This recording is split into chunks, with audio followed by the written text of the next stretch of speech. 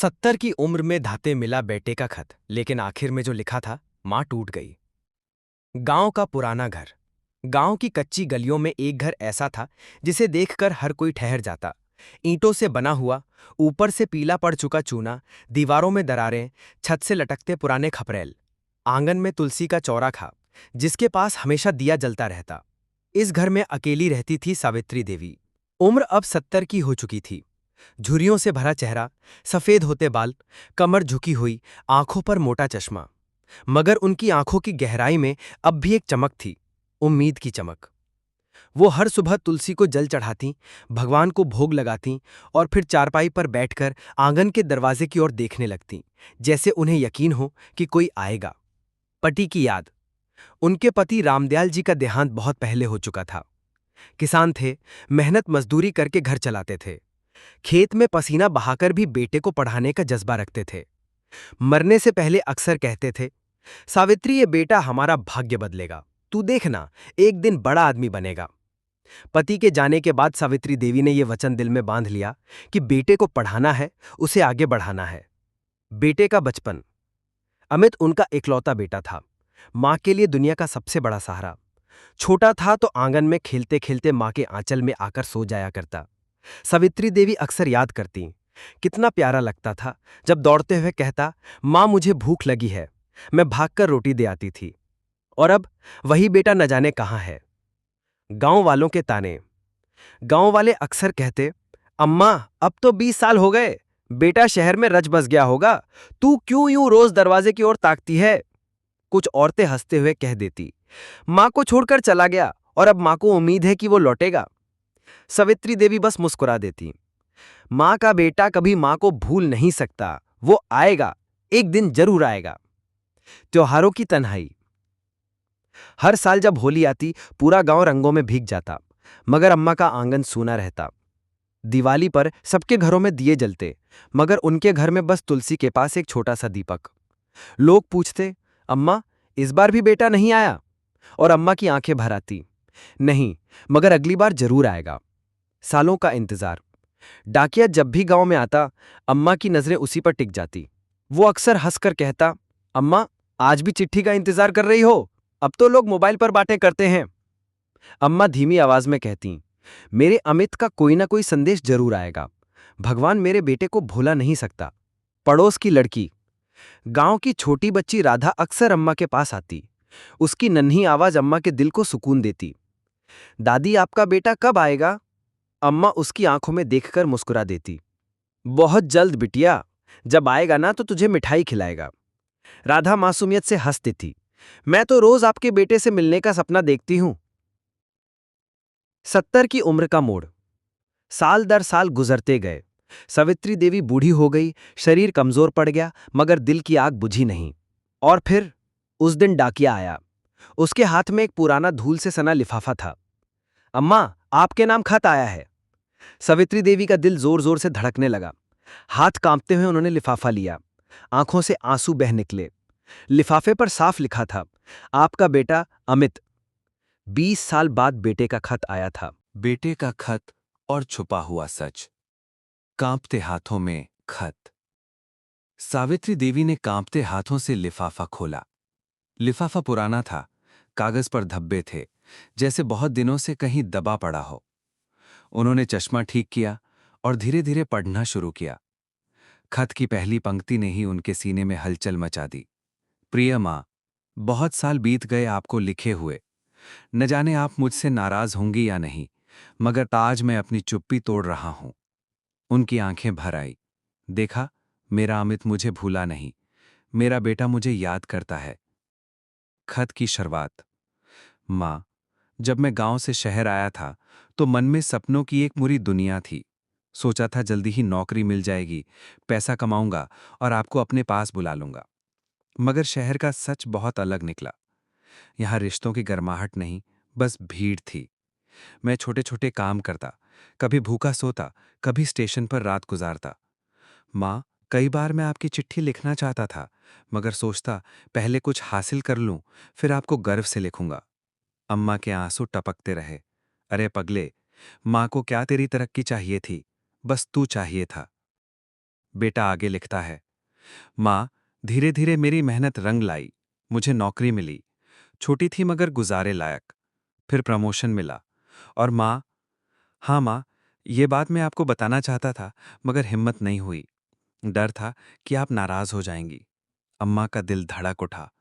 मेरे बेटे ने शादी भी कर ली और मुझे बताया तक नहीं। पत्नी और बेटे के बीच दूरी।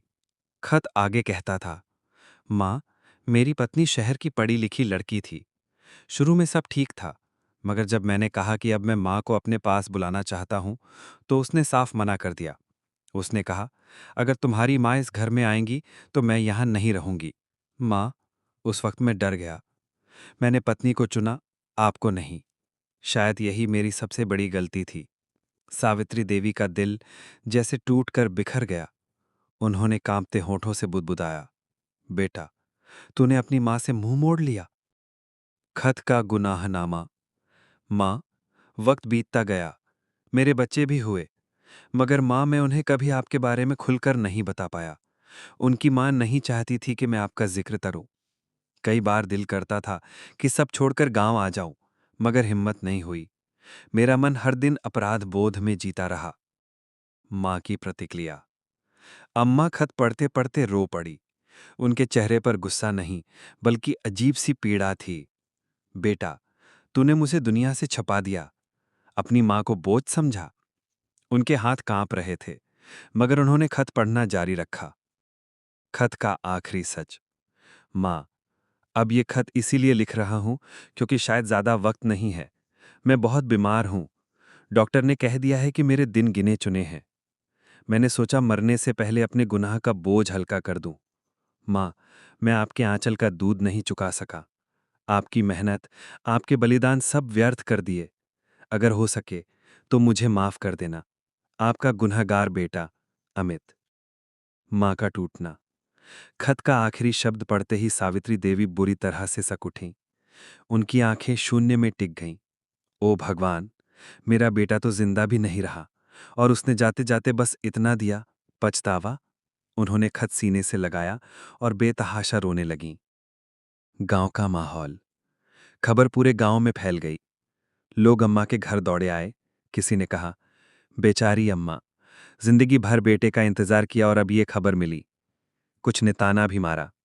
कहा था ना अम्मा, शहर के बेटे माँ को भूल जाते हैं। मगर अम्मा चुप रहीं। उनकी आंखें सूख चुकी थीं। माँ का अकेलापन और टूटा हुआ मन। गांव में सन्नाटा। जब से खत आया था, सावित्री देवी के घर का माहौल बदल गया था। जहां पहले वो हर सुबह उम्मीद से दरवाजे की ओर ताकती थी, अब उनकी आंखों में खालीपन बस गया था। गांव के बच्चे पहले उनके आंगन में खेलते थे, मगर अब जैसे सब समझ गए हों कि यहां दुख का साया है। वे दूर से ही देख लेते और धीरे धीरे लौट जाते। औरतों की बातें। गांव की औरतें अक्सर आकर बैठ जातीं। अम्मा, बेटा निकला तो कितना बेवफा, माँ बाप को भूल गया, औरत की बातों में आ गया। कुछ औरतें ताने देतीं, ऐसे बेटों से तो बेटा होना ही पाप है। मगर अम्मा किसी को जवाब न देतीं। उनकी आंखें बस खाली आसमान को देखतीं और होठों से एक ही शब्द निकलता, अमित। मंदिर का सहारा। अब अम्मा ने अपना अधिकांश समय मंदिर में बिताना शुरू कर दिया। सुबह सुबह वहां पहुंच जातीं, भगवान की मूर्ति के सामने घंटों बैठी रहतीं। कभी बुदबुदातीं, हे प्रभु, मैंने कौन सा पाप किया था कि बेटा मुझे ही भूल गया। कभी कहतीं, उसका गुनाह मैं क्यों गिनूं, वो मेरा खून है। अगर उसने गलती की तो भी मेरा बच्चा ही रहा। पुजारी जी भी उन्हें देखकर भावुक हो जाते। अम्मा, भगवान सबका बोझ हल्का करता है, आप चिंता मत करो, बेटा आपकी आत्मा में है। त्योहार का दर्द। दिवाली का समय आया। पूरा गांव रोशनी में नहा उठा। बच्चे पटाखे छोड़ रहे थे, औरतें मिठाइयां बांट रही थी, मगर अम्मा के आंगन में सिर्फ एक दीपक जल रहा था, वही तुलसी चौरे के पास। उन्होंने अकेले बैठकर बेटे का खत सीने से लगाया और बुदबुदाईं, कहाँ है तू मेरे लाल, इन दियों की रोशनी क्यों तेरे बिना अंधियारी लगती है। उनकी आंखें भर आईं। उस रात गांव में आतिशबाजी गूंजती रही, मगर अम्मा का दिल सन्नाटे में डूबा रहा। पड़ोस की बच्ची राधा राधा अक्सर अम्मा के पास आ जाती। दादी, आप क्यों रोती हैं? अम्मा मुस्कुरा देती। नहीं बिटिया, मैं रो नहीं रही, बस आंख में धूल चली गई है। राधा भोलेपन से पूछती, आपका बेटा कब आएगा? अम्मा के दिल में जैसे तीर चुभ जाता। उन्होंने राधा को गले से लगा लिया और धीरे से कहा, अब वो नहीं आएगा बिटिया, वो बहुत दूर चला गया। राधा समझी नहीं, मगर उसने अपने नन्हे हाथों से अम्मा के आंसू पोंछ दिए। गांव का सहारा। अब गांव वाले भी समझ चुके थे कि अम्मा टूट चुकी हैं। कोई ताना नहीं देता, सब उनके दुख में शामिल हो चुके थे। कभी कभी लोग कहते, अम्मा, हमें भी बेटों की याद आती है जो शहर चले गए हैं, मगर आपकी पीड़ा तो सबसे बड़ी है। अम्मा बस मुस्कुरा देतीं। औलाद का दर्द सबसे बड़ा होता है, उसे शब्दों में नहीं कहा जा सकता। रात का अकेलापन। रात को जब सन्नाटा छा जाता, अम्मा चारपाई पर बैठ जातीं। उनके हाथ में वही खत होता। वो बार बार पढ़तीं, बार बार रोतीं। बेटा, तू क्यों डर गया था? अगर तू मुझे बुलाता और तेरी बहू घर छोड़ देती तो क्या हुआ? मैं तेरे दरवाजे पर भी रह लेती, मगर तेरे पास तो होती। उनकी सिसकियां पूरे घर में गूंजतीं। गांव वालों की चुप्पी। अब गांव वाले भी समझ चुके थे कि अम्मा टूट चुकी हैं। कोई ताना नहीं देता, सब उनके दुख में शामिल हो चुके थे। कभी कभी लोग कहते, अम्मा, हमें भी बेटों की याद आती हैं जो शहर चले गए हैं, मगर आपकी पीड़ा तो सबसे बड़ी है। अम्मा बस मुस्कुरा देतीं। औलाद का दर्द सबसे बड़ा होता है, उसे शब्दों में नहीं कहा जा सकता। अंतिम पत्र और मां की आखिरी सांसें। अस्थियों का आना। कुछ महीनों बाद गांव की चौपाल पर हलचल मची। शहर से एक टैक्सी आई थी। उसमें 2 लोग थे, अमित के दोस्त। उनके हाथ में एक मिट्टी का घड़ा था जिसमें उसकी अस्थियां थीं। गांव के लोग इकट्ठा हो गए। सबकी नजरें उस घड़े पर टिक गईं। कोई नहीं जानता था कि अम्मा ये खबर कैसे सहेंगी।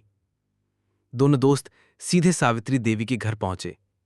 अम्मा आंगन में तुलसी को पानी दे रही थीं। जैसे ही उन्होंने घड़ा देखा, उनके हाथ से लोटा गिर गया। उनकी आंखें ठिठक गईं। ये क्या है?